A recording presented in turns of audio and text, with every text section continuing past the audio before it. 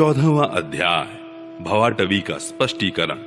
श्री सुखदेव जी कहते हैं, राजन, देहाभिमानी जीवों के द्वारा सत्वादि गुणों के भेद से शुभ, अशुभ और मिश्र 3 प्रकार के कर्म होते रहते हैं। उन कर्मों के द्वारा ही निर्मित नाना प्रकार के शरीरों के साथ होने वाला जो संयोग वियोग आदि रूप अनादि संसार जीव को प्राप्त होता है, उसके अनुभव के 6 द्वार हैं, मन और 5 ज्ञानेंद्रियां। उनसे विवश होकर यह जीव समूह मार्ग भूलकर भयंकर वन में भटकते हुए धन के लोभी बनिजारों के समान परम समर्थ भगवान विष्णु के आश्रित रहने वाली माया की प्रेरणा से बीहड़ वन के समान दुर्गम मार्ग में पड़कर संसार वन में जा पहुंचता है। यह वन शमशान के समान अत्यंत अशुभ है। इसमें भटकते हुए उसे अपने शरीर से किए हुए कर्मों का फल भोगना पड़ता है। यहाँ अनेकों विघ्नों के कारण उसे अपने व्यापार में सफलता भी नहीं मिलती, तो भी यह उसके श्रम को शांत करने वाले श्री हरि एवं गुरुदेव के चरणारविंद मकरंद मधु के रसिक भक्त भ्रमरों के मार्ग का अनुसरण नहीं करता। इस संसार वन में मन सहित 6 इंद्रियां ही अपने कर्मों की दृष्टि से डाकुओं के समान है। पुरुष बहुत सा कष्ट उठाकर जो धन कमाता है, उसका उपयोग धर्म में होना चाहिए। वही धर्म यदि साक्षात भगवान परम पुरुष की आराधना के रूप में होता है, तो उसे परलोक में निश्रेयस का हेतु बतलाया गया है।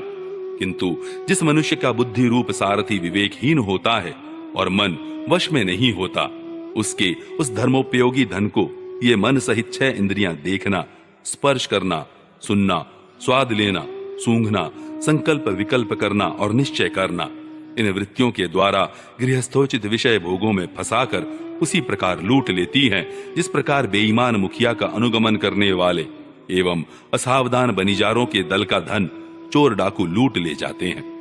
ये ही नहीं, उस संसार वन में रहने वाले उसके कुटुंबी भी, जो नाम से तो स्त्री पुत्रादि कहे जाते हैं, किंतु कर्म जिनके साक्षात भेड़ियों और गीदड़ों के समान होते हैं, उस अर्थलोलुप कुटुंबी के धन को उसकी इच्छा न रहने पर भी उसके देखते देखते इस प्रकार छीन ले जाते हैं, जैसे भेड़िए गड़रियों से सुरक्षित भेड़ों को उठा ले जाते हैं। जिस प्रकार यदि किसी खेत के बीजों को अग्नि द्वारा जला न दिया गया हो, तो प्रतिवर्ष जोतने पर भी खेती का समय आने पर वह फिर झाड़ झंकाड़, लता और तृण आदि से गहन हो जाता है, उसी प्रकार यह गृहस्थाश्रम भी कर्म भूमि है।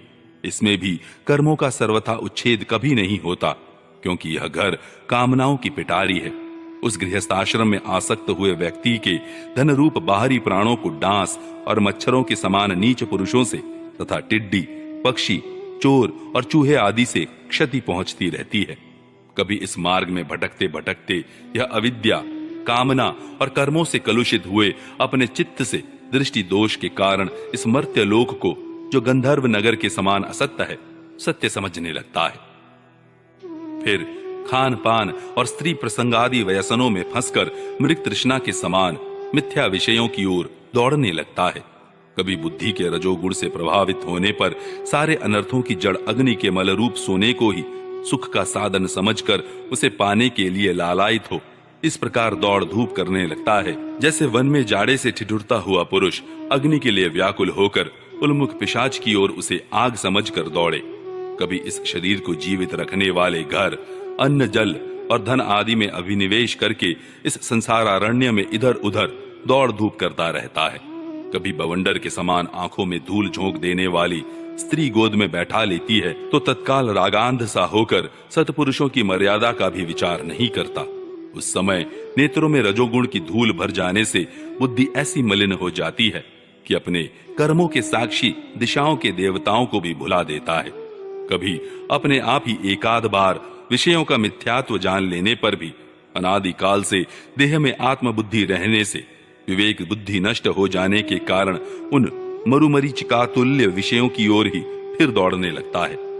कभी प्रत्यक्ष शब्द करने वाले उल्लू के समान शत्रुओं की और परोक्ष रूप से बोलने वाले झिंगुरों के समान राजा की अति कठोर एवं दिल को दहला देने वाली डरावनी डांट डपट से इसके कान और मन को बड़ी व्यथा होती है।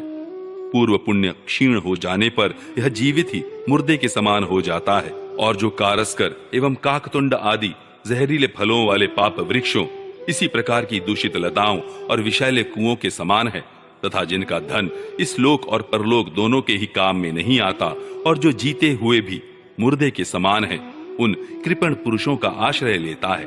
कभी असत पुरुषों के संग से बुद्धि बिगड़ जाने के कारण सूखी नदी में गिरकर दुखी होने के समान इस लोक और परलोक में दुख देने वाले पाखंड में फंस जाता है। जब दूसरों को सताने से उसे अन्न भी नहीं मिलता, तब वह अपने सगे पिता पुत्रों को अथवा पिता या पुत्र आदि का एक तिनका भी जिनके पास देखता है, उनको फाड़ खाने के लिए तैयार हो जाता है। कभी दावानल के समान प्रिय विषयों से शून्य एवं परिणाम में दुखमय घर में पहुंचता है, तो वहां इष्ट जनों के वियोग आदि से उसके शोक की आग भड़क उठती है।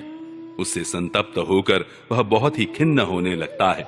कभी काल के समान भयंकर राजकुल रूप राक्षस इसके परम प्रिय धन रूप प्राणों को हर लेता है, तो यह मरे हुए के समान निर्जीव हो जाता है। कभी मनोरथ के पदार्थों के समान अत्यंत असत पिता पितामह आदि संबंधों को सत्य समझकर उनके सहवास से स्वप्न के समान क्षणिक सुख का अनुभव करता है। गृहस्थ आश्रम के लिए जिस कर्म विधि का महान विस्तार किया गया है, उसका अनुष्ठान किसी पर्वत की कड़ी चढ़ाई के समान ही है। लोगों को उस ओर प्रवृत्त देखकर उनकी देखा देखी जब यह भी उसे पूरा करने का प्रयत्न करता है, तब तरह तरह की कठिनाइयों से क्लेशित होकर कांटे और कंकड़ों से भरी भूमि में पहुंचे हुए व्यक्ति के समान दुखी हो जाता है। कभी पेट की असह्य ज्वाला से अधीर होकर अपने कुटुंब पर ही बिगड़ने लगता है। फिर जब निद्रा रूप अजगर के चंगुल में फंस जाता है, तब अज्ञान रूप घोर अंधकार में डूबकर सूने वन में फेंके हुए मुर्दे के समान सोया पड़ा रहता है। उस समय इसे किसी बात की सुधि नहीं रहती। कभी दुर्जन रूप काटने वाले जीव इतना काटते तिरस्कार करते हैं कि इसके गर्व रूप दांत, जिनसे यह दूसरों को काटता था, टूट जाते हैं। तब इसे अशांति के कारण नींद भी नहीं आती तथा मर्म वेदना के कारण क्षण क्षण में विवेक शक्ति क्षीण होते रहने से अंत में अंधे की भांति यह नरक रूप अंधे कुएं में जा गिरता है। कभी विषय सुख रूप मधुकणों को ढूंढते ढूंढते जब यह लुक छिपकर पर स्त्री या परधन को उड़ाना चाहता है, तब उनके स्वामी या राजा के हाथ से मारा जाकर ऐसे नरक में जा गिरता है जिसका ओर छोर नहीं है। इसी से ऐसा कहते हैं कि प्रवृत्ति मार्ग में रहकर किए हुए लौकिक और वैदिक दोनों ही प्रकार के कर्म जीव को संसार की ही प्राप्ति कराने वाले हैं। यदि किसी प्रकार राजा आदि के बंधन से छूट भी गया, तो अन्याय से अपहरण किए हुए उन स्त्री और धन को देवदत्त नाम का कोई दूसरा व्यक्ति छीन लेता है और उससे विष्णु मित्र नाम का कोई तीसरा व्यक्ति झटक लेता है। इस प्रकार वे भोग एक पुरुष से दूसरे पुरुष के पास जाते रहते हैं, एक स्थान पर नहीं ठहरते। कभी कभी शीत और वायु आदि अनेकों आदि दैविक आदि भौतिक और आध्यात्मिक दुख की स्थितियों के निवारण करने में समर्थ न होने से यह अपार चिंताओं के कारण उदास हो जाता है।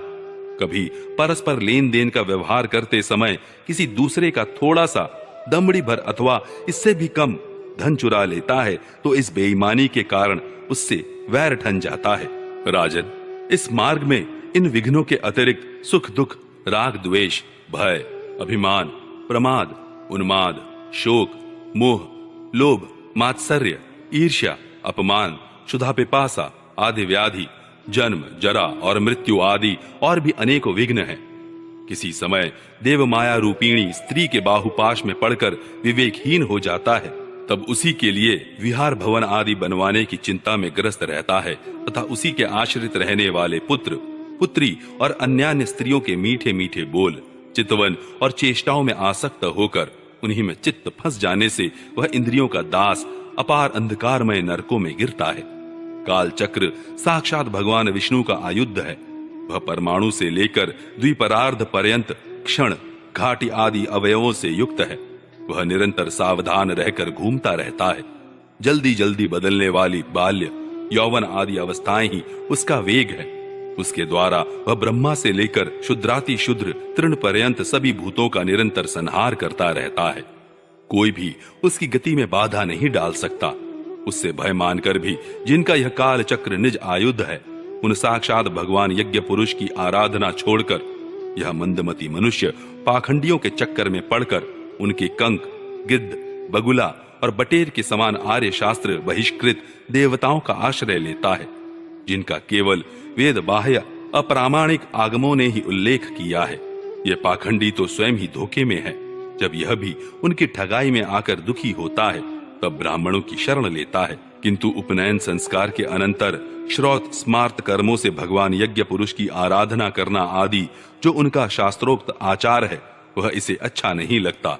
इसलिए वेदोक्त आचार के अनुकूल अपने में शुद्धि न होने के कारण यह कर्म शून्य शूद्र कुल में प्रवेश करता है, जिसका स्वभाव वानरों के समान केवल कुटुंब पोषण और स्त्री सेवन करना ही है।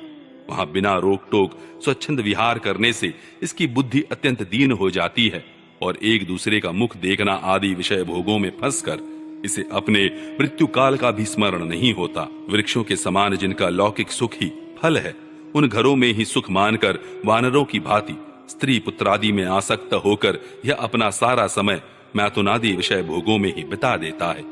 इस प्रकार प्रवृत्ति मार्ग में पड़कर सुख दुख भोगता हुआ यह जीव रोग रूपी गिरी गुहा में फंसकर उसमें रहने वाले मृत्यु रूप हाथी से डरता रहता है।